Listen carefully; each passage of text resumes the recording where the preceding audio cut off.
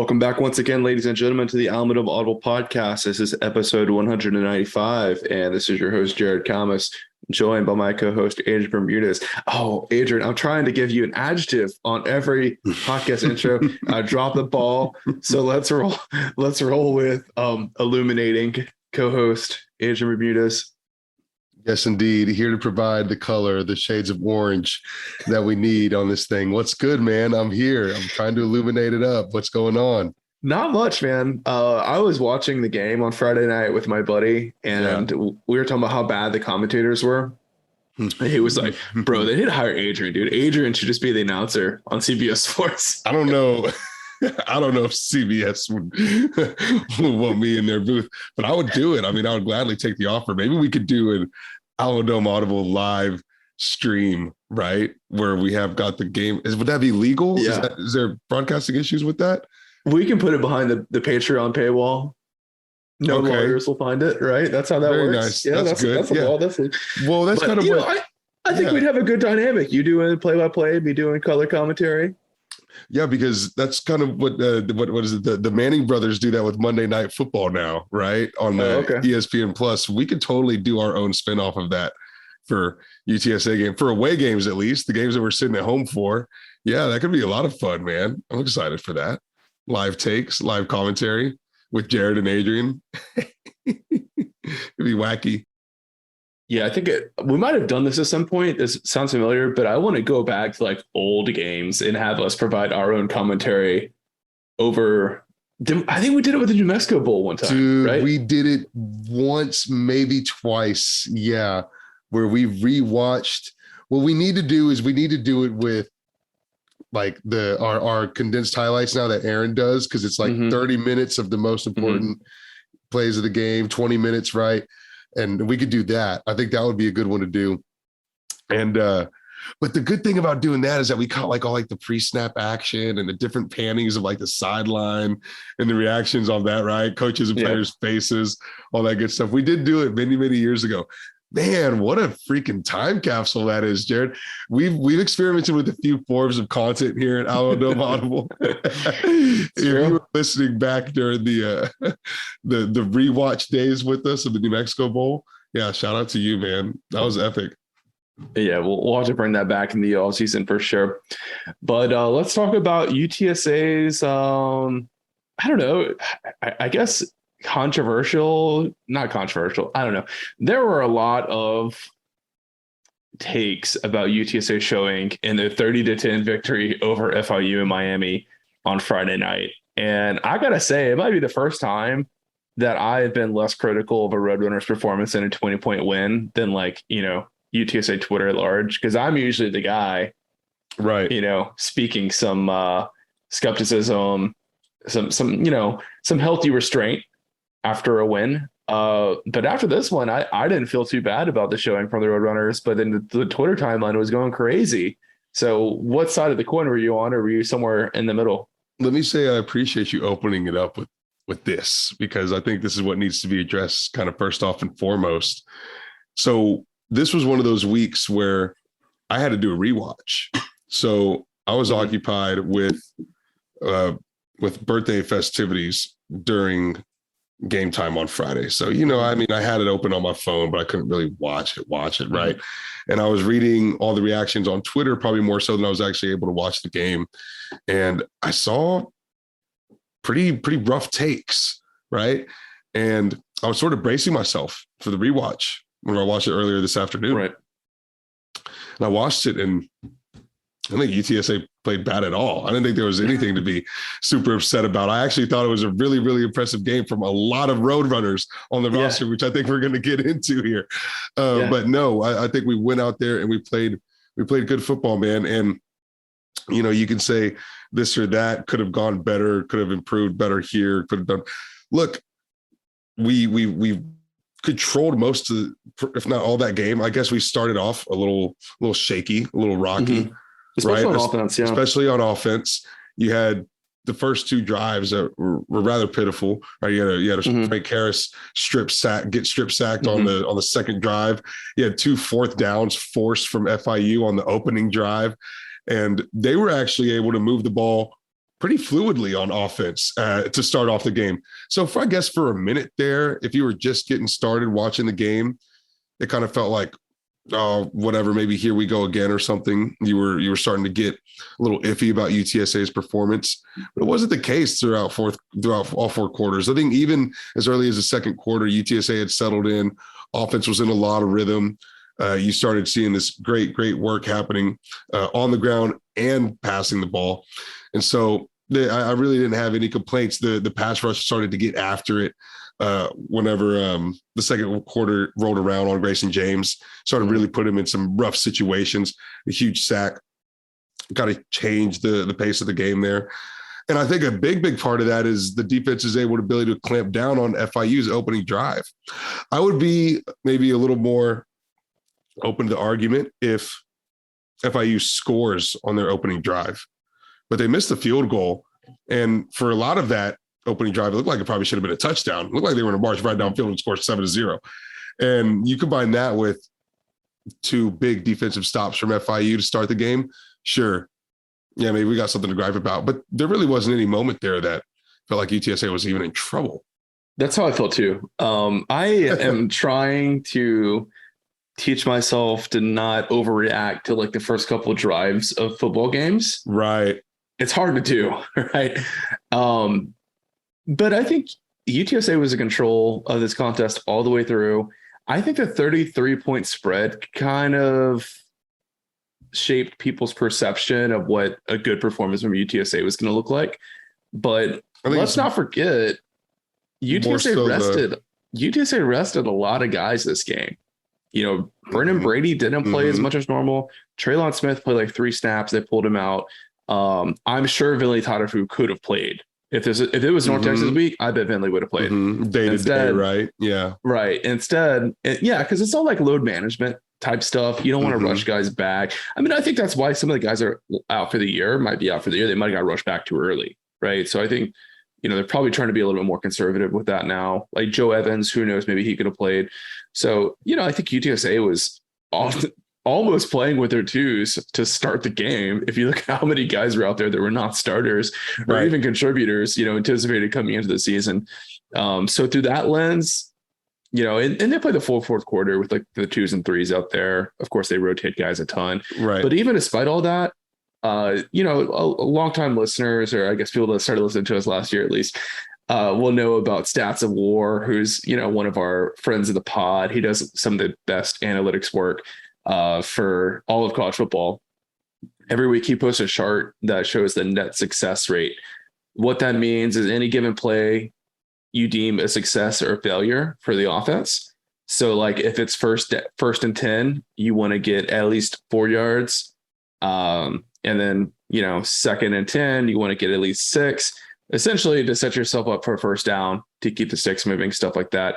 And then you do the net rate by, getting the difference between the 2 offenses, right? So obviously your defense is getting credit if you're stopping the other team from having success. Your offense gets credit if you're having success against their defense, right? Right. The average, right? Yeah. Yeah. It's the net difference, right? So it can be positive or negative either way. UTSA was like I think top 8 performance in the country in net success rate against FIU. So like while they only won by 20 points on a play-by-play basis, they really beat the crap out of FIU. They tied the school record for tackles for loss. They had a bunch of sacks. They had a lot of pressure on the quarterback. They got a turnover. So and it felt like this game easily could have been way more of a blowout, but it's just not really Jeff Traylor's style to run up the points like that. It felt like that though. Watching the game, it felt like UTSA was winning every single snap. Yeah. Right. And FIU would have a good play here or there, but they were few and far between. Right. And we talked about this on last week's podcast, and you just mentioned the perception thing. Sure, the spread has something to do with it. I think what really has something to do with it is 73-0 from Western Kentucky. Agreed, 100%. A couple of weeks ago. So everyone has this, but we addressed this. We addressed this last week, Jared. It's not in UTSA's style of play to run up the scores like this. And the main reason why is because Jeff Traylor cycles guys so much throughout the game. We're not the type of team to play our starters all 4 quarters, even in a game that's close and competitive, right? We're just built to sort of have this depth. That's the approach that Jeff Traylor has. That's the philosophy he has, is to have more strength in numbers. And it's worked. Mm-hmm. And you're not going to see the blowouts. You're not going to see 60-0 and 73-0. But what you are going to see is a 3-point victory over WKU. You're going to see one possession wins because you've got the horses to go those 4 quarters. So yeah, absolutely. And I think there's just maybe a perception thing that's off there, and you've just got to sort of gauge how that style works. But look, I mean, you talk about a guy like Kevorian Barnes, who prior to this game, he played in Rice last year as a freshman. He played against Rice, which was a blowout, a 45-0. Ironically enough, we don't do that. A 45-0 blowout against Rice. Kevorian Barnes had 6 rushes in that game, 6 touches, and then he's had 6 touches combined this season total, right? Prior to this game, he comes in this week and he gets 20 carries. He's talking about guys who you don't expect to get in all the action. Dan Dishman, a guy who got a lot of snaps and a lot of play, finally got to score his first touchdown as a Roadrunner. That was huge. So, first touchdown of the year, the Roadrunner of the year, I think. And I think you make all of the right points. It's getting the youth involved, getting them rolling, getting them moving. And dude, they played incredible, man. Dan Dishman, Kevorian Barnes, and Walker Baty, all 3 of them, unbelievable games, and showed their potential to be multi-year starters as this team looks to go into the American Conference. It's all about big picture. It's all about zoomed out. And Jeff Traylor keeps talking about, I think he mentioned twice in the post game and in the Monday, his 10-year contract. He's going to be here a long time.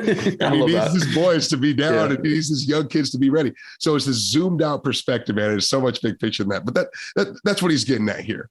Right. And it's not just those guys too. Like those are the ones that had the kind of like breakout performances, if you will, against FIU. Trey Moore had an amazing game. He's a redshirt freshman. Big sack to start that up. Yeah. Chase Davis looked terrible against Texas Southern. He looked great against FIU.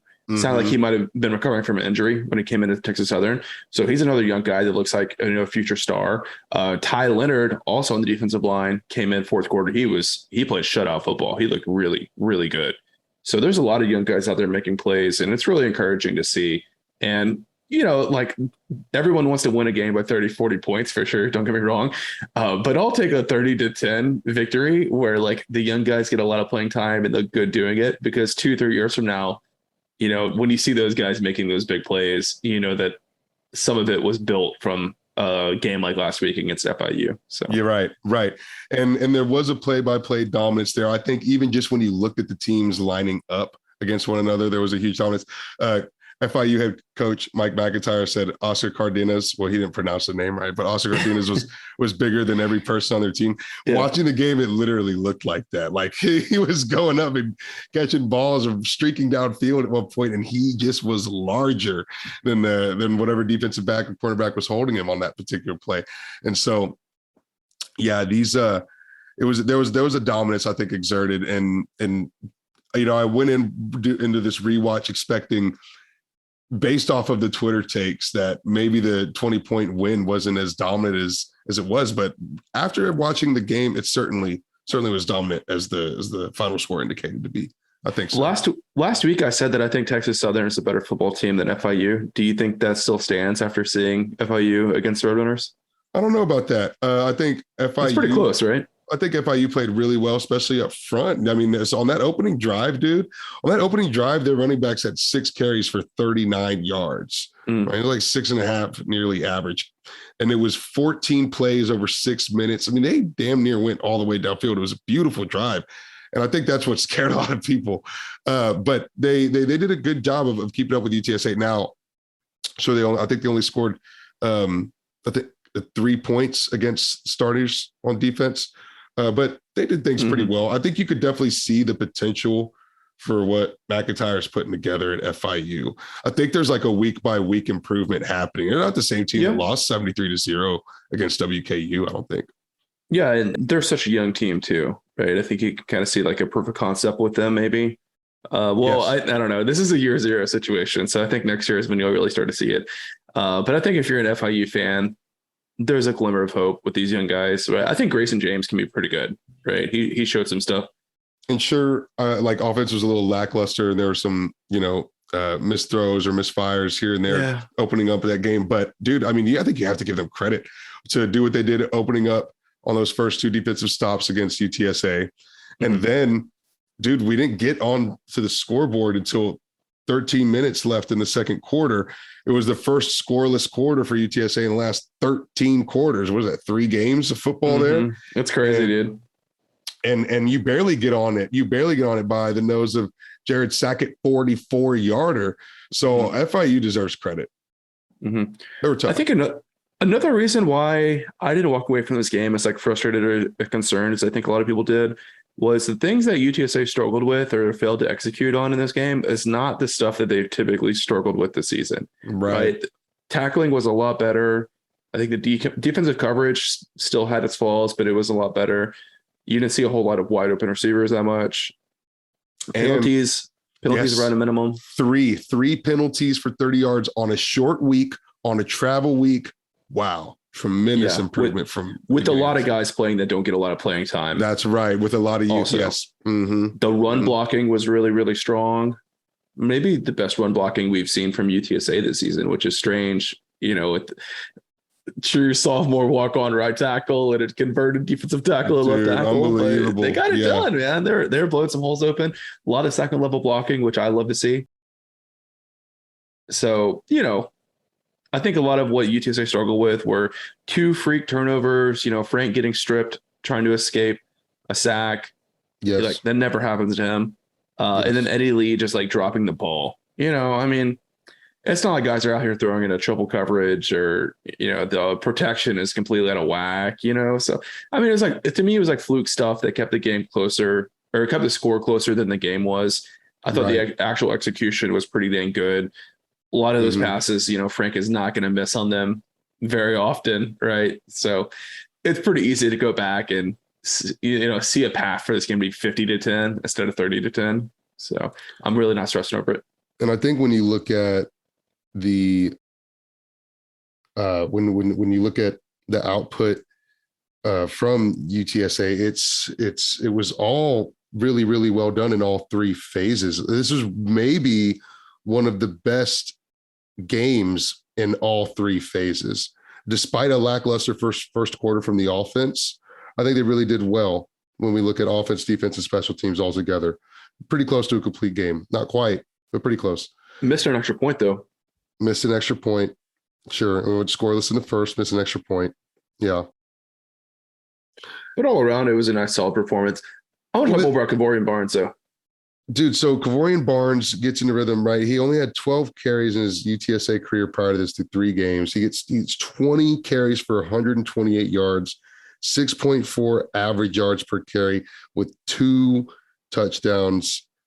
Unbelievable, man. And you can just see the explosive style that he runs with. He hits the hole hard and he's fast, bro. Guy's 5'9", 215, 220 maybe.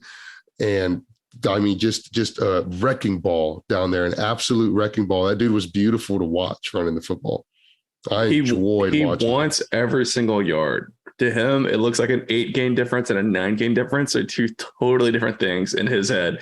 He wants that 9th yard every single time, right? He was looking for contact. His longest run, I think he got called back. I think Zakari had a hold. It was a pretty understandable hold because I think Kevorian should have gotten tackled like 2 or 3 times. So Z kept like looking back, looking to the side, like, oh, dang, he's still running. Oh, you know, you don't want to do that, but he just hasn't really had a lot of plays like that this season. So I'm willing to forgive Zakari for that minimal mistake. But at the end of that run, Kevorian like looked behind to see if there was someone he could run into. That was awesome, dude. Like, he probably could have scored if he would have like cut to the right a little bit and ran closer to the sideline. But he was like, nah, dude, I'm looking for bodies out here. Embraces contact. Physically, right? Yeah. Unbelievable. Unbelievable. And Dan Dishman, we mentioned him already, but he played really, really well out there today. Traylor's got a particular affinity for Dan Dishman. He talked about him during the preseason.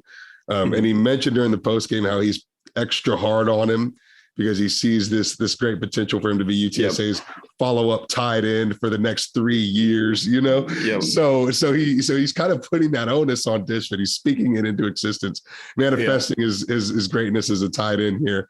And dude, I love what Coach had to say when he was asked that question, because it came from such a place of like love for his players. Yep. You know, I like had that conversation with my high school coach when I was in high school, like completely changed the way that I thought about coaching and management and stuff like that. Mm-hmm. So it was really cool to see, like, you know, you're going to be tougher and more critical on people if you believe in their potential. Right. So that was nice, dude. I enjoyed that. I'm a big softie sometimes. It was personal. Yeah. He talked about the drop touchdown last week. Yeah, it was really cool. Mm. And then, wait, can I say, dude, Dan is starting to look like a real tight end. Yes. Like he looked like he's gained like 10 or 20 pounds of muscle like within the season, dude. Yeah. He's bigger. And yeah, the size difference, like I said, man, size difference was there, but Dan Dishman is absolutely coming into his own.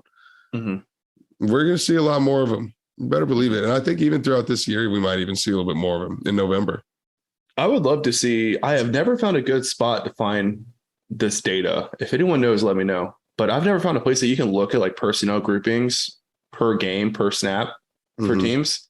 But I feel pretty strongly that UTSA's number of snaps in 12 personnel has gone up each and every week. Because like the Houston game, they weren't in 12 at all. And I feel like at FIU, almost every snap, they had 2 tight ends out there. Wow. It's a huge improvement. And that was something in the offseason we kind of wrote off. We were like, oh, they don't have the personnel to run 12. Like, yeah, they've got Dan and they got Oscar, but, you know, behind that, who knows? But those guys have been so good. They've been able to pull it off. Did you feel like that was sort of UTSA's game plan going into the game, or you see how well Kevorian Barnes is running the ball and you sort of just adjust to it and keep feeding him? No, I think what happened. I think it was an in-game tactical decision from the coaching staff. That look, Kevorian's got it tonight. He's running the ball well. Yeah. Traylon's still banked up. We want to protect Brendan. Let's just roll with him. That's what it looked like to me. Watching it, that's definitely what it looked like to me. Cool. Yeah, I'm glad we're in agreement, right? Because both of them played, you know, like Traylon only had a couple snaps, so it was easy to miss. But those guys traveled. They were healthy. They could have gone. Yeah, and absolutely. I just think that was some great coaching from UTSA, and I think it's really going to pay off this week and through the rest of the season. Brendan Brady had 7 carries. Yeah. But it was evident Barnes had the magic, and he was definitely fresh and ready to take some hits, right? Like you'd say, he embraces the contact, and he certainly did. So yeah, get him in there and get him all the juice that he needs.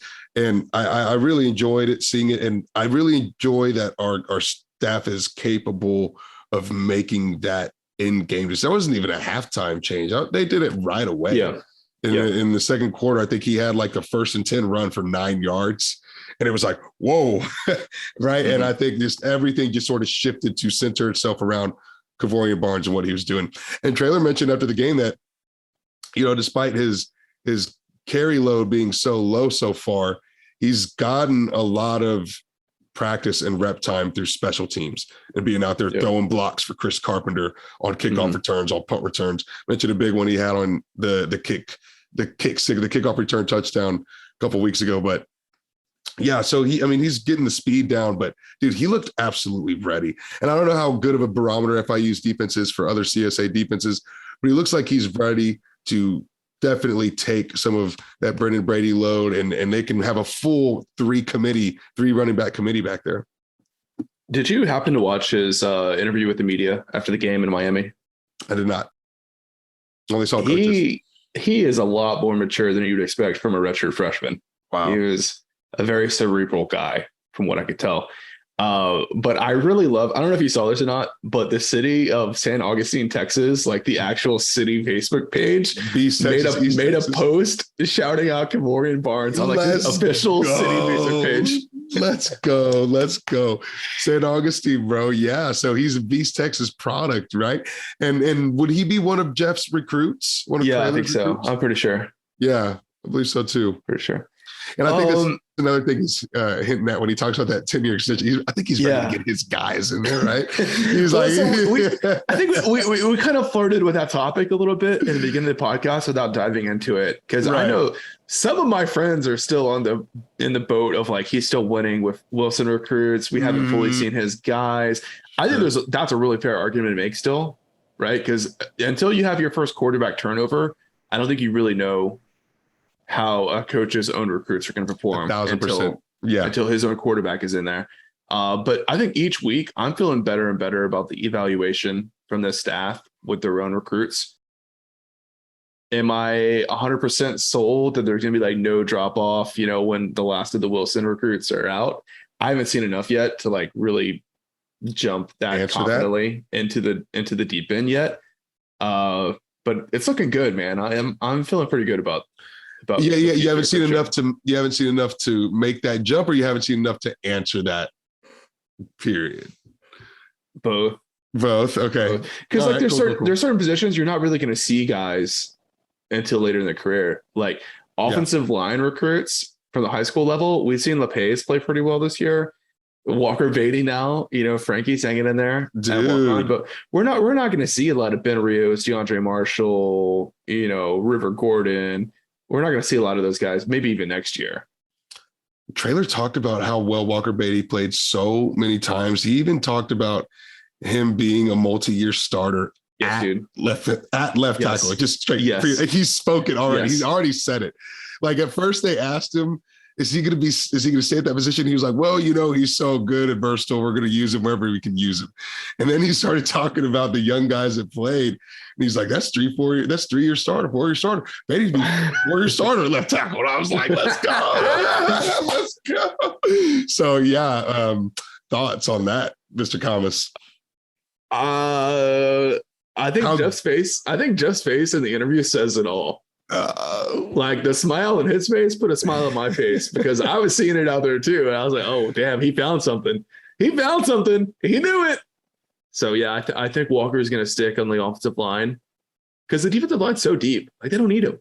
His athleticism goes a lot farther on offense. And I think his, just like the quickness that he brings to the position is, I think, really more of what UTSA needs for their offense than a lot of what's there now, right? I think a lot of the guys, especially from the Wilson era, were like these big, like power blocking offensive linemen, guys that are, I don't know what the right phrase for it is, maybe like hogs. I was going to say like lean blockers, like where you just use your body and you lean on a guy and you close a hole off, right? Not lean physique wise. No. Lean like a big center in basketball, you lean on the defender. Dude. Like a lot of like to compare to basketball, like a lot of like blocks. Like you're just putting your body between the running back and the defender, right? Mm-hmm. And that can be effective, right? But I think this style, like all the zone blocking that UTSA does on offense, I think smaller, quicker, stronger. Well, maybe not stronger, but just guys that can get up to the next level and can move in space, like Baty showed that he can do. In his first start, I think is going to go a lot further for this UTSA offense. Right. This kind of 320, 330 pound offensive lineman. So it's more dynamic of an offense. It has to move more fluidly. And the pace is a little bit quicker too, right? Guys they can move and get back up to the line of scrimmage and go. Yeah. They can run a faster tempo with guys like Walker Baty on the offensive line. 1,000%. Yes. For sure. Yeah, no doubt about it. So I'm really excited. He showed really great quickness. I was just shocked at how few missed assignments he had, because that's what I was really watching. How many times is he going to block the wrong guy? He had a couple, but nothing egregious, nothing worse than any other lineman. Like you're going to have a couple that you miss almost every game. Sure. But his ability to get up to the linebackers and block the linebackers was a game changer for UTSA. And, other than when Mekhi Hart was healthy, I think it's the best run blocking we've seen from the offensive tackle position for UTSA all season. And I think it just opened up another level to this offense, right? We'll have to see how he holds up against North Texas and, teams that have better talent, to be frank. But the physical traits that he showed, I think are going to carry over. And You kind of answered it for me. It's fun to think about. You kind of answered it for me. I was going to say, is he the answer to our prayers at offensive line? Is this what we've been looking for? Oh, man, I don't know. All know. along, just right there. I don't know. I mean, do I still want UTSA to go find a 6'6" offensive tackle and Power 5 experience in the transfer portal and bet your sweet candy ass I do. Right. But could Baty potentially be the not just the crush, but a savior for the offensive line this particular season? Right? If we're using the word savior as in he prevents like another walk-on from playing, then yeah. Right. Preventing the full collapse of the offensive line, right? Restoring it as much as it can. He's like the scaffolding underneath this offensive line pillar that is falling and crumbling. He is holding. I think he's there to hold it up for the rest of the season. Right? Let me give another take on this topic though. Yeah. When I caught wind on Friday that Baty was going to start, I was feeling really dejected because that must mean that Ben Rios and DeAndre Marshall are nowhere close to being ready to play. Mm-hmm. But when I saw how good Walker was, I was like, I'm not giving up on the young guys just yet. He just showed up. He just showed up and showed that he was that good. He earned that more than out of necessity. It was just straight gamesmanship. He earned it. Right. Dude, that's a good point. And don't give me, I'm sorry, correct me if I'm wrong, Jared. But earlier, I think you posed the question, what defensive lineman could switch over and play offensive line a few weeks back on the podcast? Maybe it was a Patreon episode. Mm-hmm. Was Walker Baty your pick? I think so. I'm 1,000% sure Nostradamus called Walker Baty to be the person that could switch over and fall into the position seamlessly for the exact reasons why you just listed off after watching him, right? The frame, the physique, the quickness, versatility. He's a little more dynamic, being able to move up and down. Man, dude, yeah. You could have heard it here first, folks. If you were subscribed to Patreon, you would have heard it here, folks. Ooh, that's a good plug. I kind of want to go straight into Patreon shout-outs now, even though we're not to that point in our outline. The only thing that I want to also bring up to you from FIU, and we can move on to it after that, but you would have heard it here first, folks. The post-game interview, we just spent like 30 minutes raving about how great the offense was with these new positions in. And we didn't even talk about Frank Harris's 303 yards that he threw for. But I did not realize he threw for that many yards. yeah, bro, it is so crazy that Frank throws for 300 plus every week, and it's so ho-hum. Like, we don't even think twice about it. It's regular. That's what an elite quarterback does. He gives you elite numbers every week, and it's regular. Effortless. Yes. There are probably some stretches in UTSA football history where you could go like 3 or 4 games combined and not match a single game output of Frank Harris this year. I mean, it is so crazy. But that's not what I was going to talk about. Okay, the post-game presser, when they asked Jeff what his immediate thoughts were about the game, he said the offense was average at best. Was that subliminal to the locker room, letting them know that it's got to shape up? Was that just fresh take from after the game before he watched any film? Maybe changes a little bit. Or I think the guys know. I mean, JT Clark tweeted like right after the game, like, we're going to be better for you guys next time. He did. I mean, he did tweet that. This team they have a different mindset now. You know, they're not satisfied putting up 30 points against FIU. Like, they know what they're capable of. Mm-hmm. They know how many drops they had. They know how many missed passes they threw. You know, all that good stuff. So Frank did miss on here. There's a lot of overthrows. Yeah, he did. Yeah, several that could have gone for touchdowns too. Oh yeah. Couple other things I wanted to shout out. Oh, we didn't talk about punting. We mentioned the missed PAT. Lucas Dean did not have his best day of the office. He had 2. Calling them shanks might be a little extreme. Like, they were like misfires. They were probably like they were like bad punts for normal punters, but they were like terrible punts for like Dean standards. Right. You know, like, does that make sense? Yeah, absolutely. He's an elite punter. They were like little 25, 30-yard punts. They weren't boots. They weren't the Aussie boot that we're used to. Yeah. And then, of course, he's a holder on the PAT. So it's always hard to tell from the TV broadcasts if it was the deep snapper, the holder, the kicker, or what.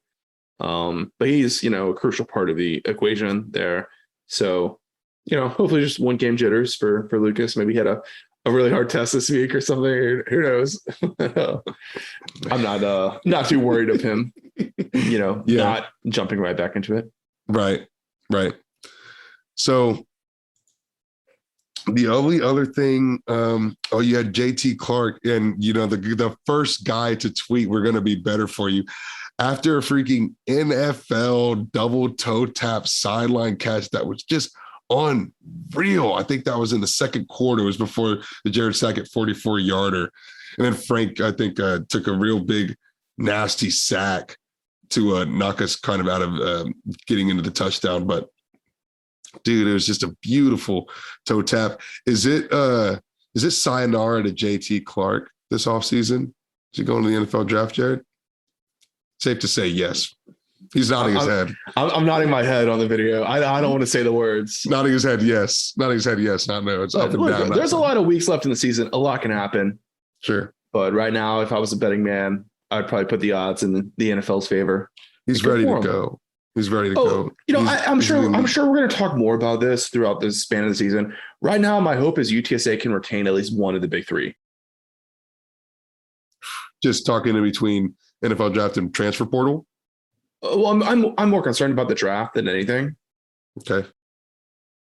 But all things considered, no matter what it might be, guys just deciding to graduate, move on with their life, transfer portal, NFL, whatever.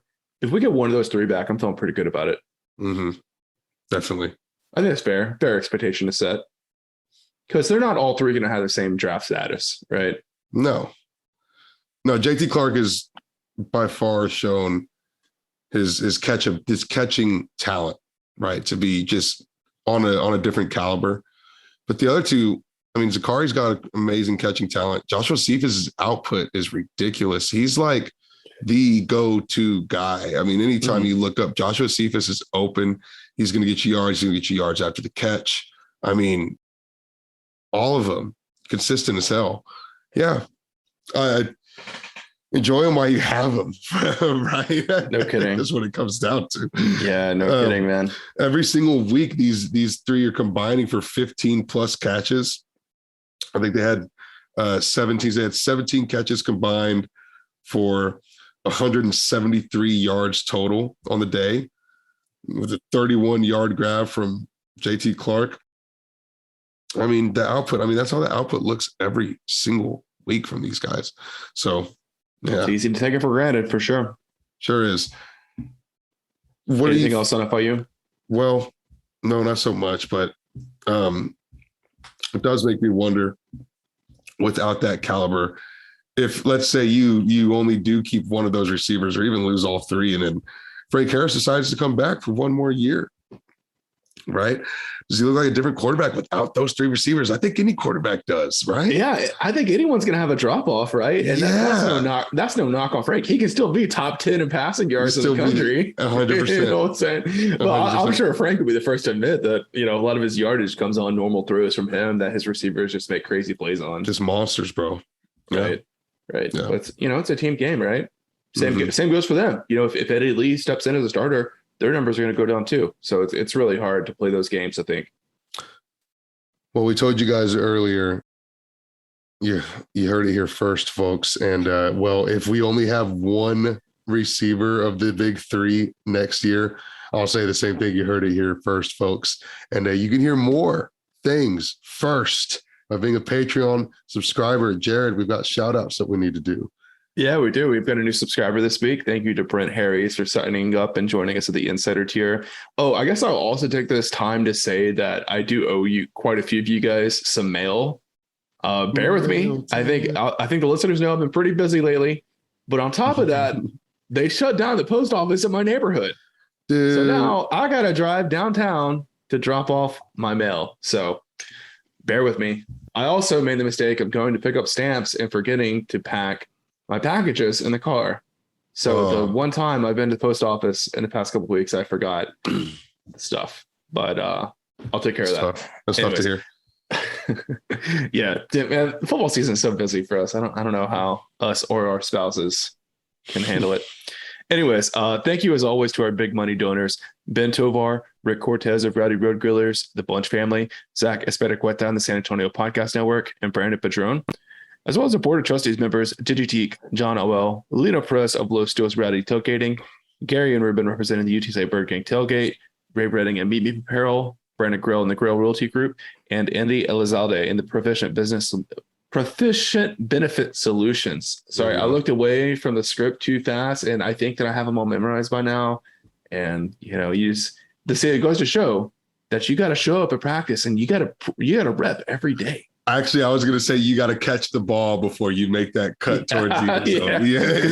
We're on Zoom. I think you saw my head pivot away from the dock while I was still talking. 100%. 100%. Yeah. Well, hey, we'll do a cumbia break right in the middle of the podcast. That's great timing. Before we do that, I do want to say we got some more stuff to look out for on Patreon this week. We're going to do a breakdown of the UTSA North Texas rivalry, which I think should be pretty interesting. There's been a lot of really intense and meaningful games between these two schools, which is a lot of fun. Stunning moments. Sure's got Twitter acting up this week. Mm-hmm. So we got that. We had another guest article this week. We had Kyle on to talk about UTSA attendance from a local San Antonio perspective. And I think it really rang true with a lot of people, especially like the non-student, non-alumni fans that follow us. So be sure to check that out. We got a lot of stuff in the works for baseball coming up. I know people have been clamoring for baseball content, so we're trying to work on a lot of stuff on that front. So be on the lookout for that once fall baseball comes to an end. We had a really great episode last week talking about the Olympic sports as well. We talked a little golf, a little volleyball, a little basketball, all kinds of stuff. So be sure to check that out. We had some tennis stuff on there, and tennis had a great week even since we recorded that. So that's really exciting. Soccer had a big win as well after we recorded. So definitely check that out. You get caught up on all of your non-football Roadrunner athletics. So a lot of great stuff on alamodomeaudible.com as always. That's right. All right, we'll hit a quick cumbia break, and then we'll come back to preview the huge game against North Texas in the Alamodome this weekend.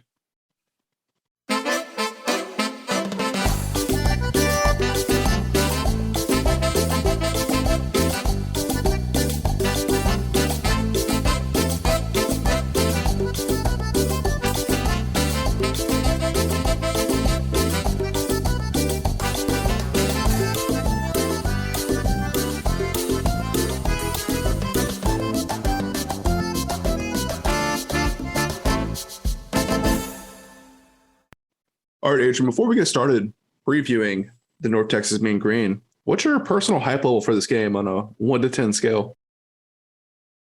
Every year we play North Texas, and it's an 11. It's a 12. Oh, wow. Damn, he's all in, folks. I despise this program more than any other. I think every UTSA fan should feel the same way. I absolutely hate UNT. Absolutely hate them. And so it's meaningful. I really do feel that it is a deep rooted, mean, nasty, ugly rivalry. And it should be. And I get fired up for it. I get amped up for it. I start mouthing off, start saying some things. I like to get involved. I like to be active at the game, on the scene, and so what are you like challenging Miles to a fight right now, or like what is this? So there was one year where we went to Denton and all UTSA'd out with the flags and stuff. It was actually the year of the drive, and we walked through the we were like fresh grads or whatever. We walked through the student tailgate being some assholes, but that's neither here or there. It just goes to show further example. Look, this is a great rivalry matchup. I hate UNT. I love playing them. This is a great, fantastic game. The timeline, the history, everything that's happened, the big moments, the parallels of the two programs. And man, it's beautiful. And we're going to really get deep into the history and the timeline of UNT versus UTSA on our Patreon episode. But really, man, I mean, extremely meaningful ball games that have occurred here. And Seth Littrell at the helm for the 7th season now. He had a legacy and feud built with Frank Wilson, and now there's one that's being built here with Jeff Traylor. And so through 2 eras of UTSA football, Seth Littrell has been the man at UNT. And this one, Jared, I think is bigger than a lot of the previous UNT UTSA matchups of the past, because these are 2 teams that are undefeated in CUSA play. Hell, when was the last time that UTSA and UNT met up on field, both undefeated in CUSA? Has it ever happened? I don't know. If it did, it was probably like 1-0, 1-0, right? Like that. Yeah. I'm going to take that a step further. I'm going to say that I guarantee the team that wins on Saturday plays in the Conference USA Championship game. Wow, dude. Already. Man, I don't think you're super wrong on that. Like, mathematically, it's not a guarantee. I'm just saying that whichever team comes out of this game with the win is going to have the momentum to carry them the rest of the season. And either team is going to have plenty of leeway to drop a game or two and still make it into the conference championship. That's right.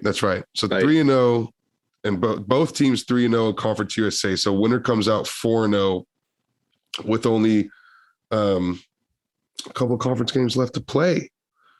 And so you just got to get through the month of November. And Jared, in a divisionless Conference USA, it also could be a preview of a Conference USA 100%. Championship. Could you freaking imagine what that would do for this rivalry? A championship game between UTSA and UT. Hell, this game could be for home field advantage in the CUSA championship. It could. Right? I mean, so it's crazy to think about. The ramifications have never been this big in any matchup. So it's always been big ramifications for either team, one or the other, when these 2 teams meet on field. But it's never been both teams had really, really big stakes. I don't think to this degree. Not to this degree, yeah. So special. Now, it's going to be really special on Saturday. North Texas does have to play the 4 best teams in the conference in their 5 remaining conference games. So and I was going to talk about how their road's a lot tougher. You already know my talking point is they ain't played nobody yet. And so, that's why. Well, they just lost to them. Well, right. The teams, they haven't beat nobody yet, right? That's the right thing to say. Yeah. But no, they've got to go against, after UTSA, they got to go against a Western Kentucky, a UAB, and a Rice all throughout the month of November. So it's pretty beefy. And our coverage schedule kind of simmers down a little bit. Well, we have a UAB and a Rice still left, right? Mm-hmm. So maybe not so much. Mm-hmm. But North Texas is playing really good football. I'm sure they haven't beat anybody extremely impressive, but UTSA's only really impressive win is the one over Western Kentucky. Other than that, none of our wins have been over extremely high caliber teams that with big winning records at this point in the season. I think Army's 2-4. Yeah, I was gonna say the Army one's not as impressive as it typically would be. Right. Granted, their schedule has been absolutely brutal, right? So I think they're probably a much better team than their record shows. But yeah, I mean, I think you can kind of lob that same criticism at UTSA fairly easily. They probably have looked better in their losses than North Texas has, and they haven't had a quote unquote bad loss like the UNLV loss for the Mean Green. Sure, that one was bad. Right. Like UTSA's game with Texas was closer than North Texas's game with UNLV. And SMU was even worse. They lost 48-10 against SMU. Right. And so they got that was a home game for them too. Mm-hmm. And UTSA didn't lose to Texas by 38 points. And same sort of dynamic there, I think you could argue. And yeah, the only respectable loss that I had was their 10-point loss to Memphis. And that was just a couple of weeks ago. Now, what's crazy though, when you turn the film on, I think this team looks a lot better than what some of those results show. Despite all of that said, dude, their offense looks really, really good. Yeah, defense too. They give up yards and points, but like if you just sit there and you watch them and you filter out having more contextual knowledge, they've got some ball players, man. They're physical. They run to the football. They look well coached. So I don't really know how the stats don't line up with that. Like I'd have to watch a lot more to get a feel for what the issue is. Because like I've seen some plays for them where like, Texas Southern scored or UNLV scored. And I'm like, what the heck are they doing out there? Maybe they're getting a little bit too exotic with their defenses or something like that with their amazing veteran defensive coordinator, Phil Bennett. But I think this is a team that has the players on offense and defense to beat any team in this conference. But they have just been so inconsistent. It's hard to know what to expect from them. Sure. And I'm sure most reasonable North Texas fans would kind of admit that same sentiment. Sure. So, man, the battle for the top slot in Conference USA, not just in the West, in all of Conference USA, comes down to this Saturday in the Alamodome, UNT UTSA. And catch it on Stadium, folks. Greg Luke of the Greg Luke of the Express News was asking Jeff Traylor about the rivalry aspect of this game and if that's got guys juiced up, if they're particularly excited about that. And Jeff Traylor kind of played it down and just sort of talked about the 3-0 versus 3-0 conference record, enough reason in itself to get people fired up, or to get the locker room fired up, I should say. But then just this week, UNT linebacker KD Davis, a guy that we've had to deal with quite a while, came out and said, this feels like a rivalry game. They don't like us and we don't like them. And I think that's more so the real true sentiment amongst UTSA players as well. And dude, you're talking about a team that was one game away from having a perfect regular season record, 12-0 last year. And they go to Denton in the end of November with an 11-0 record in a cold, wet, disgusting Denton climate and get their asses handed to them 45-23, but it felt like 45-3.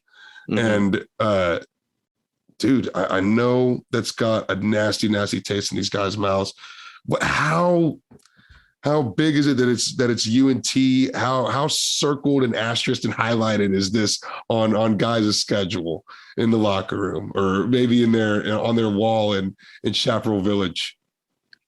I don't know on the player side, but I feel very strongly that Jeff Traylor wants to decimate Seth Littrell in this game. I can't explain it, just being a competitor and all of that. I do feel like there was something in that 2019 season that made me feel like Traylor really wanted to beat North Texas really bad. I can't remember what it was. Like he left McCormick in the game late or something like that. At the time, I was like, okay, he wants to like exert dominance for recruiting purposes. But now in hindsight of that 2020, it would have been the 2020, yeah, the 2020, 49-17 win. Yeah, I misspoke, right? So I don't know. In that one, like I can't remember because it's been a while, but something struck me. It's like, oh, like that seemed a little personal. We didn't need to do that too, right? Yeah, yeah. And then of course, the 2021 game was personal on the Trail side, right? 1,000%. Yeah, they came in so fired up for that game, beat the brakes off UTSA and all of that. God. So I love it, dude. I hope these coaches continue to go for each other's throats. This is so good for both programs. It's good for the future conference, the AAC. Yeah, it's good for both fan bases, dude. I'm all for it, dude. I know Littrell is like a pro wrestling guy, so I hope that he has that whole like villain mindset, and I hope Traylor, returns the favor. So yeah, I don't know how juiced up the players get for it, but I do think the two coaches definitely like to compete with each other for sure. Nice. Okay, cool. Nice. But I did want to follow up on your point about that KD Davis interview, which I haven't seen. I'll have to go find that. Do you feel like if there's a scenario where like one team is publicly acknowledging the rivalry, the other doesn't, does that benefit one team over the other anecdotally for you? Well, that's interesting. Yeah, I mean, to a degree, I always think, rivalry games, whenever they're in the player's head, established as a rivalry game, I think mentally they do play into it, right? And it does become a little bit more emotionally driven play on the football field. inspired play. And sometimes that can lead to great things. Sometimes that can lead to not so great things on the field. But I do think it's more passionate football when that sort of disdain and animosity exists. And KD Davis is a guy that has played UTSA enough times to sort of had that build up and to feel some type of way about this Roadrunner team. And I think upperclassmen on both sides of the football are going to feel that way, regardless of what era you look at this matchup in, right? And I will say slightly, yes, I think it does lead to more passionate football on field, more emotional football, for sure. Yeah, I think I tend to agree with that. I'm going to draw a comparison to Georgia State and Georgia Southern. I know a lot of our listeners probably don't follow the Sun Belt all that closely, but Georgia Southern and Georgia State have a pretty good amount of history with each other. They both got pulled into FBS in the Sun Belt. And the first year, it was like really hyped up, State versus Southern or whatever. Georgia Southern went into Atlanta and just beat the brakes off Georgia State 69-31. After the game, they pulled out a banner from the crowd that said Paulson Stadium North, because Atlanta's north of is it Statesboro? Is that where Georgia Southern's at? Statesboro, I believe. Yeah, so they like rolled that out. Like that's the name of their stadium. So they were saying like, we came and took over your spot, right? And then since then, you've seen Georgia Southern kind of shy away from that rivalry and be like, oh, we're so far beyond Georgia State. Like our real rivals Coastal, our real rivals App State, like we're too good, we're too uppity. Whereas Georgia State's completely embraced the rivalry and they've pushed like the whole state, not Southern hashtag and all that stuff. And they are 6-2 in that rivalry since that first game between them. Wow. So it's kind of interesting that like Georgia State really gets up for that rivalry. Georgia Southern doesn't. By all accounts, Georgia Southern's a better program. They've been more successful, better win record and all of that consistently. But Georgia State's pulled out that rivalry game most seasons. Seasons, huh? I'll be damned. Yeah, I think it's important. I think it's important to have some sort of investment. And Jeff Traylor is such a guy that embraces bulletin board material. You think he would embrace rivalry talk to get guys up and going. But I think he did mention the absolute ass kicking that happened in Denton last year.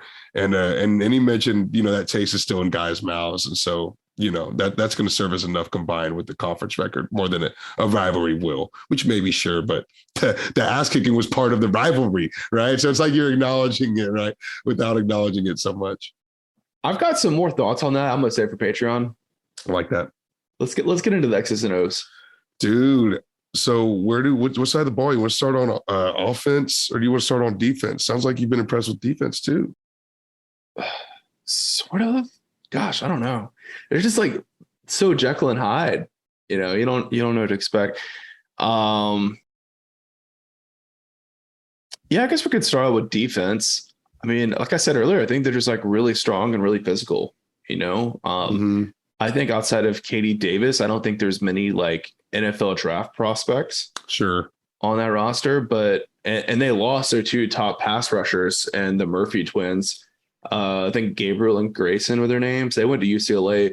Both of those guys are like ranked 90 plus in pass rushing from Pro Football Focus. UCLA is having like their best season and God, I don't know, like my adult life or something like that. So those guys were huge losses. And you're just like, how are they going to kind of replace those guys? Seth Littrell left no stone unturned. They found a guy out of East New Mexico University, Mazin Richards. And Mazin Richards. Yeah. Mm-hmm. Yeah. That guy's been their top pass rusher. He was the 2021 Lone Star Defensive Lineman of the Year. So they're here plucking guys at a D2, having an instant impact at the FBS level. And then Roderick Brown is a guy who'd been on the roster before, and he's just kind of stepped up into a bigger role and has had kind of a bigger impact this year. So they definitely lost a lot of talent to the transfer portal. And, to Coach Littrell's credit, I mean, we try to bury this guy all the time, and we say he's cooked. He just finds a way to come back and dig out of his grave, and it's crazy. But you got to give him a lot of credit for it. Definitely like a less talented defense and probably like a less complete defense, but I think they still have the capability when they play their best ball to shut down most offenses. Yeah, and But I think you gotta give some credit to their secondary as well. Whenever you look at that, I mean, they've been really beefy up front, but their secondary's done a good job of keeping pass plays at bay. Rich Tejada is a sophomore. He's been playing outstanding, man. 2 interceptions on the season already. Yeah, he's another FCS transfer. He came from McNeese State. Wow, incredible. Yeah, he's a shutdown corner. I would not throw at him. I would not. And that's not to say he's better than Zakari or JT or Josh or anything like that. But like, if you got a corner that good on one side of the field, just throw it to the other side of the field, man. Don't even try to test him. Like, I was watching Louisiana Tech do that all day on Saturday. I'm like, why would you throw that guy? He's so good. Yeah, and SMU is the only team that's been able to pass the ball well against this team. They haven't allowed another 300-yard game outside of SMU. Well, besides Louisiana Tech, but I think you can say a lot of that came in trash time, right? Garbage time. So I wouldn't count. I would write that off a little bit more. So yeah, and Louisiana Tech looked pretty lost in their air raid against Texas. So I mean, they might have racked up some yards and some points and stuff like that, but they sure did not look comfortable. Right, 100%. But I mean, outside of that, you look at conference play and how they played against Memphis, how they played against UNLV. They really eliminated the passing game altogether. Hell, I mean, Florida Atlantic's the only one that even threw over 250 yards outside of SMU. So they've done really well. And there was another cornerback that I think I wanted to shout out beside Rich Tejada, but I can't see where I had his name at. Shoot. Something with a G, I think is the guy you're thinking of. Gaddy? Deshaun Gaddy. That's it. Yeah. Deshaun Gaddy. Yeah, he's all over the place as well. He's a junior.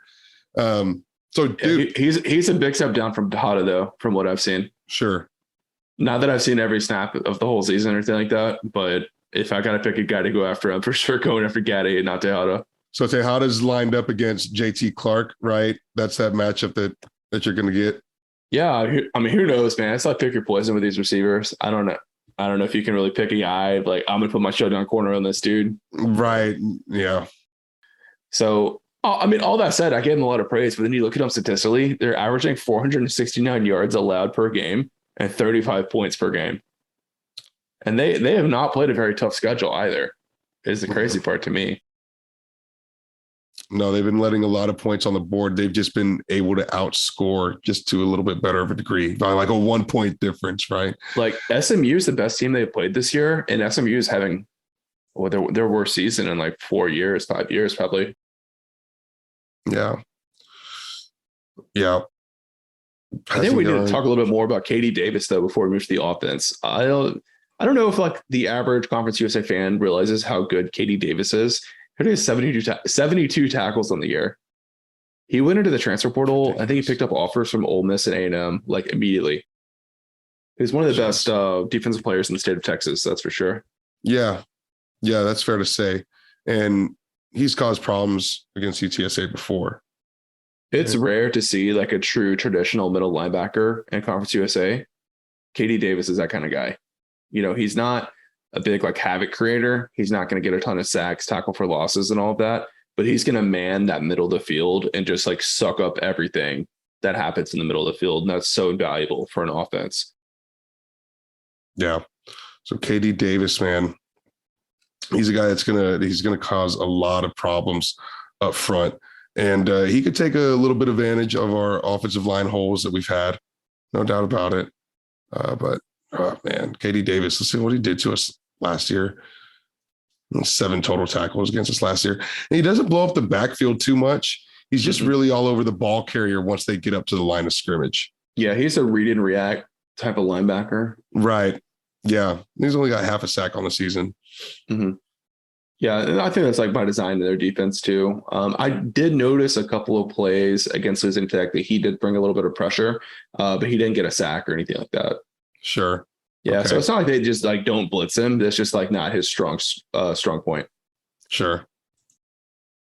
Well, moving over to the offense, I think this is another area that you got to give Littrell a ton of credit. You know, he came into Denton running pretty much an air raid. You know, we all saw the Mason Fine years, what they're able to do there. They put a wide receiver into the league. Is it Jalen Guyton? Yep. Seth Littrell loves to pass the football, but at some point last season, he realized I don't have the dogs right now to run the offense I want to run, but I do have the dogs to run a power run game offense.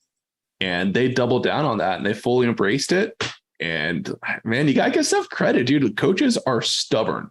They are so stubborn. They want to run what they want to run, what they're comfortable with. And Seth just continues to kind of reinvent himself, reinvent his teams. And it's enabled him to stay in Denton, I think, a lot longer than most people thought, based off the way the past couple of years have gone and the Mean Green never fully getting over the hump. But yeah, they've like fully leaned into this power run game. It's huge. It's a huge shift from the North Texas style of play that we've seen for the longest. A tremendous shift. And the crazy thing about it is that all of these running backs that are getting all this run, they're all young. They're all sophomores, right?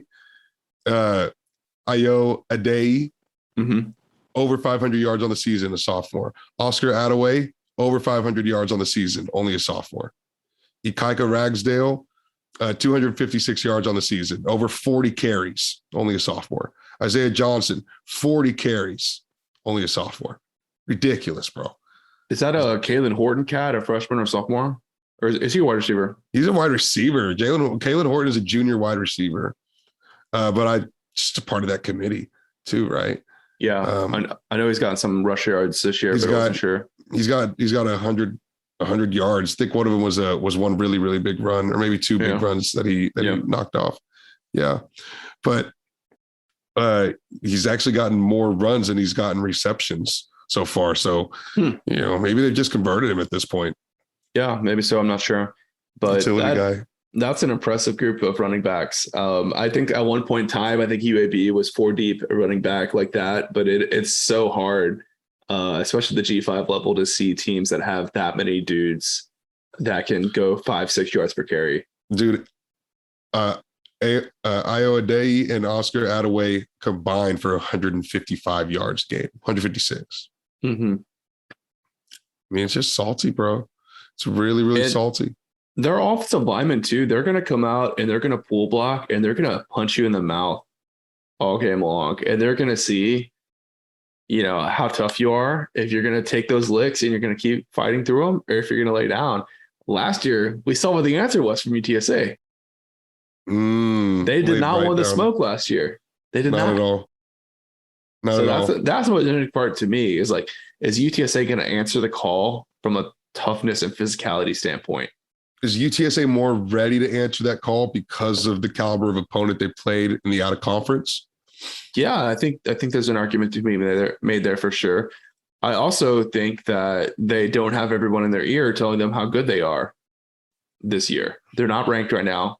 They had one person vote for them in the coaches poll, zero votes in the AP. Right. So they're not, I don't think they've eaten the cheese like they did heading into the North Texas game. They don't like the way they've been playing, right? We talked about JT Clark's tweet earlier. He said, we're going to be better. We've got to improve. Yeah. I mean, dude, this is a team that whenever we played UNT, not only we were 11-0, we were number 15 in the country. Damn it, that loss. But yeah. It hurts.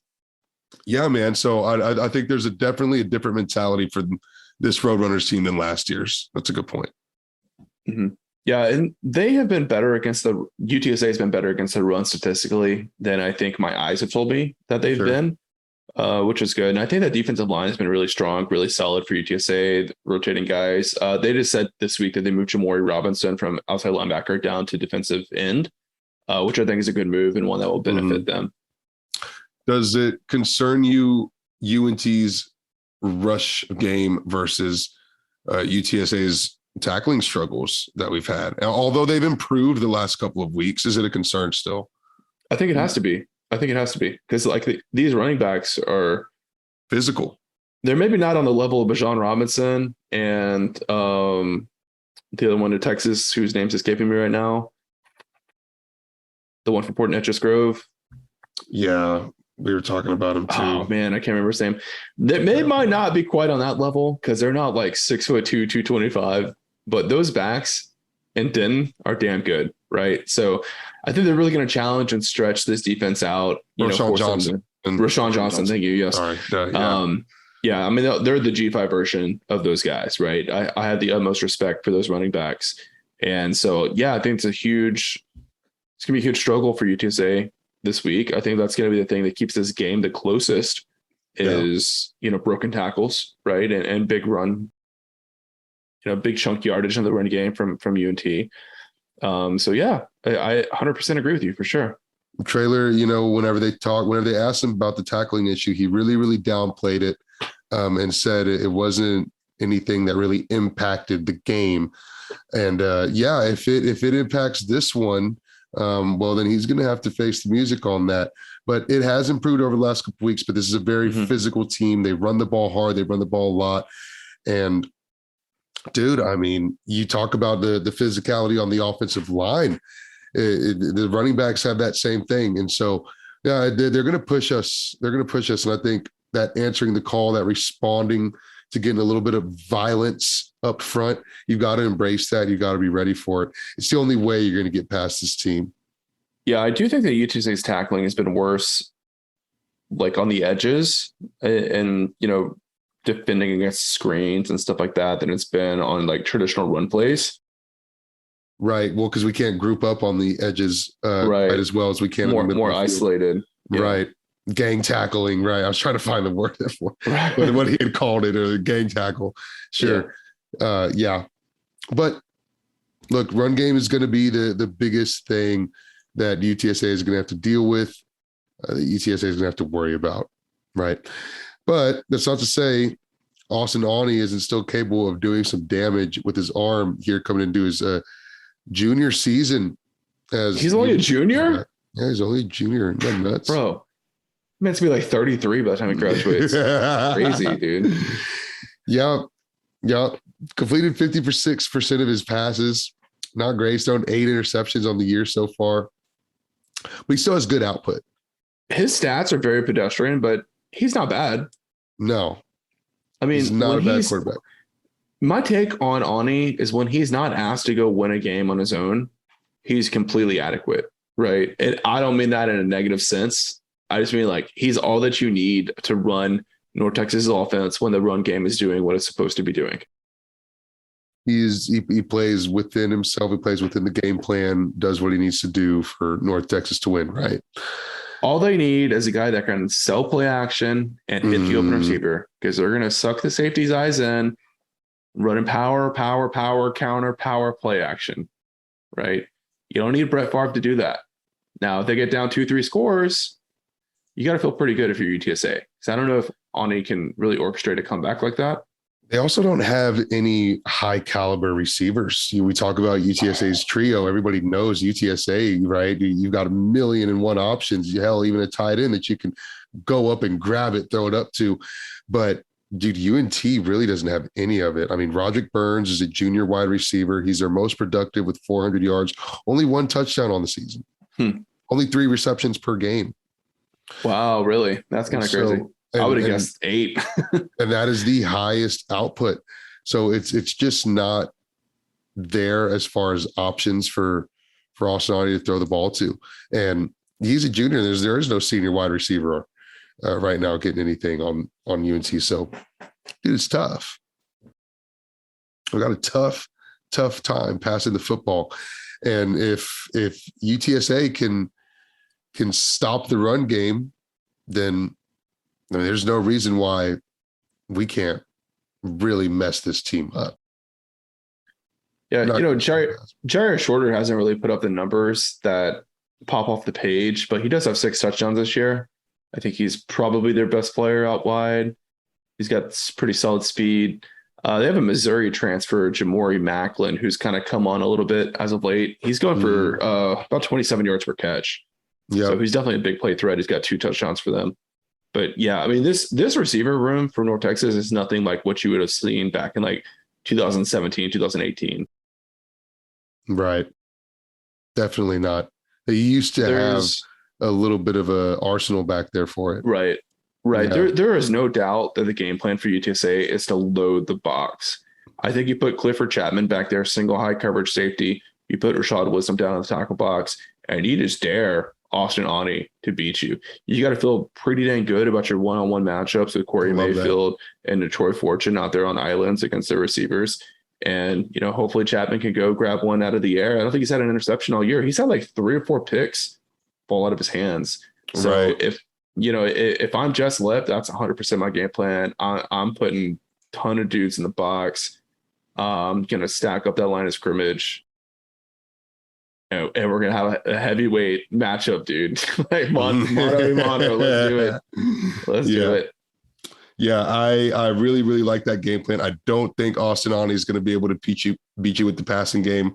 Certainly not in the Alamodome. And I think if you can slow down that run attack, UTSA has got a very good chance of winning this game pretty handily. And, maybe when I first saw the spread being at 10 points for UTSA, I was a little bit like, no, that's maybe generous. But now that we're talking about UNT and really doing this deep dive, I feel pretty good about it. I think that's fair. I think UTSA definitely is a chance to be the way better team on Saturday as long as we play the way we should. I usually feel worse heading into a game as the week goes past, but I'm feeling better each day this week. I don't know what that really means. Feeling good. I'm feeling good throughout our conversation for sure.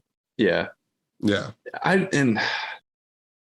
I just feel like UTSA is really going to respond to last year's defeat. And this is a defense that's allowing 35 points per game. Yeah. Yeah, I think UTSA has a field day. Back in the dome. Yeah, not happy with how many points they scored against FIU. For sure. So I think we cover. Oh, you're saying UTSA wins by 13 or more? No, it's 10 now, isn't it? Oh, okay. Yeah. Sorry, you're right. I was looking at a different projection that had UTSA winning by 12. Yeah, it's 10. I think 10's fair. 13, I would love 13, though. I would love 13. I think we cover. Coming into the week, like when I was watching the Louisiana Tech game on Saturday, I was like ready to pick North Texas to win. But the more I dive into it, the more my fears are alleviated. Because I went back and watched some more of their losses, and they look like a straight up bad team against Memphis, against SMU, against UNLV. Right. I don't think we've seen UTSA look like a bad team at any point this year. They've underwhelmed for sure, but I don't think they've had any performances that you could point out and be like, these guys suck. There were some times in the season for North Texas, you look at them and they say, these guys suck. Yeah. But, a physical, nasty, tough team like this, it's going to be highly motivated in a rivalry game. You never know. I think it's going to be some fun. Hell, even Jeff Traylor said it was going to be a barn burner. Yep. So we'll see. And him saying that, I feel like tells you all you need to know about how he feels about the offense scoring on these guys, right? Oh, man. Not ready for that run attack, huh? Like when you say that heading into a game against Western Kentucky, like no one's going to take offense to it because Western Kentucky doesn't like hang their hat on their defense. But that's supposed to be like, the calling card for the Mean Green is they're going to run the ball. And they're going to play great defense. They've held up one half of that in the run game this year. The defense, I don't think, has really done what they've needed most games to play their brand of football. So I thought that was kind of interesting. Maybe a little bit of a tell. A little interesting indeed. Yeah. But no, I'll take the cover, man. I'll take the cover. I'll say UTSA 42, UNT 30. I'm going to go a little bit lower scoring, a little tighter. I'm going to go with North Texas to cover the spread. I'm going to say UTSA 34, North Texas 30. All right. They eat up a lot of clock with that rush attack. Keep it a little bit lower. Keep it a little more balanced. Yep. Yeah. Yep. I'm going to say UTSA gives up some big plays in special teams too. Ooh. Oh, don't tell me that. Yeah. I think the coverage on punts and kickoffs this year has been lacking, and they haven't really been punished for it because I don't think other teams have had some of the skill athletes, like Western Kentucky had a really big kickoff return. So I can see North Texas popping off a couple, 30, 40-yard returns to keep the game close, more so than like the net yardage would indicate. Okay. Well, you seem deeply unsettled by that. Like UTSA has been amazing on special teams this year or something. No, I think it's fair. I think it's fair to say that the special teams has been suspect.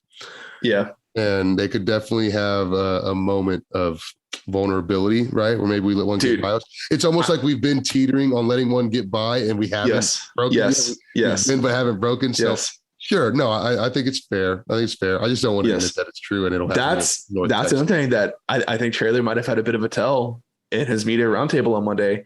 I think he said something to the effect of, we weren't very clean on special teams, like is always the case, or something like that. I don't remember the exact verbiage, but it kind of you might expect, right? As you probably expect. I was sitting there eating my microwaved, Alfredo pasta, and my ears kind of perked up. I'm like, whoa, hey, oh. The guy has not been happy with the special teams player.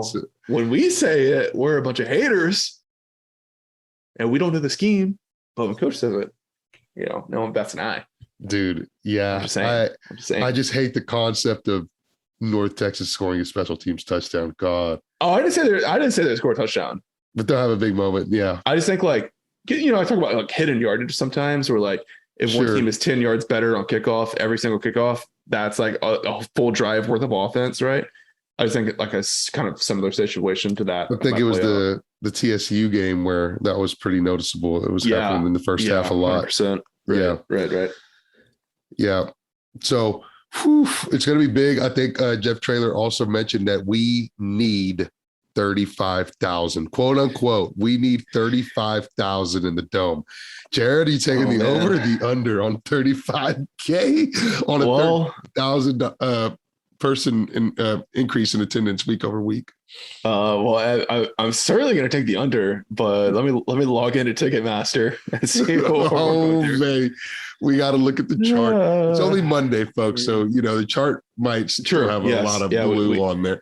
We do typically record Monday nights. It looks a little bit better than Western Kentucky, I guess, but not by a whole lot. People need to be playing up the rivalry week. That's what we want to see pushed. That's what we want to see marketed campaign.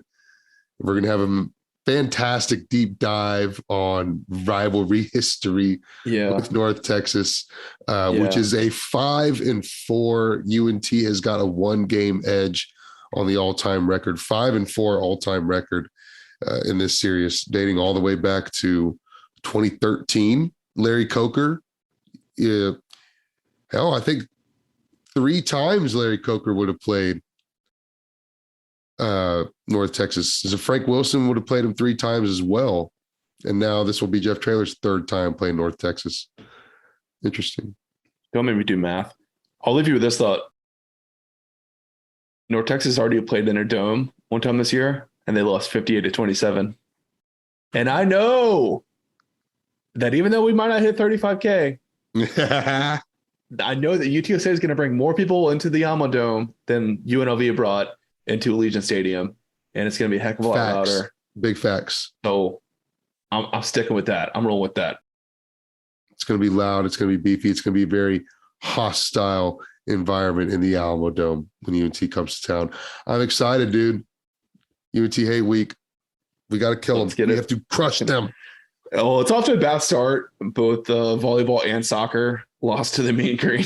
So we're going to need football to carry us to the finish line here. Pick up the slack. Yeah. Yep.